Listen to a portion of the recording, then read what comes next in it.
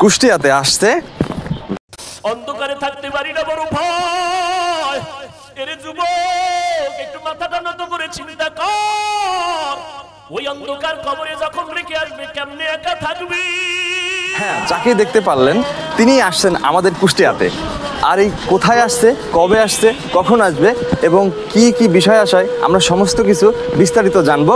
তো চলুন সব কিছু জেনে নেওয়া যাক। তার আগে একটি বিষয়, এই পোস্টটা কিন্তু সম্পূর্ণই দ্বীন ইসলামের স্বার্থে, তাই অবশ্যই শেয়ার করে সওয়াবের ভাগিদার হবেন। আমি যেখানে দাঁড়িয়ে আছি সেটা হচ্ছে কুষ্টিয়া সরকারি কলেজ গেট, কুষ্টিয়া।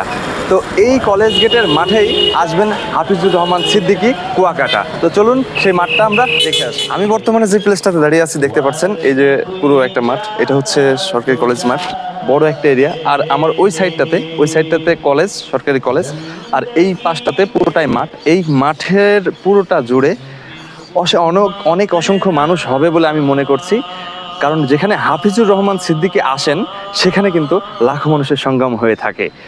আর এইটা কবে হচ্ছে সেটা যদি বলি, তাহলে আগামী 17 তারিখ রোজ মঙ্গলবার বাদ আসর থেকে শুরু হচ্ছে। সেখানে প্রধান আলোচক হিসাবে আসছেন হাফিজুর রহমান সিদ্দিকী কুয়াকাটা। তো এছাড়াও এখানে মহিলাদের কিন্তু এসে বসার এবং শোনার সুব্যবস্থা থাকে। আমি আমার বিষয়টা তুলে ধরার চেষ্টা করলাম আমার কুষ্টিয়াবাসীর পক্ষ থেকে। অবশ্যই ভিডিওটি ভালো লেগে থাকলে আপনারা অবশ্যই শেয়ার করে সকলের মধ্যে ছড়িয়ে দেবেন ইসলামিক দাওয়াতটা, এবং সওয়াবের ভাগিদার অবশ্যই হবেন। তো আজকের মতো আমি জয়নাল বিদায় নিচ্ছি হিউম্যান সাপোর্টের পক্ষ থেকে।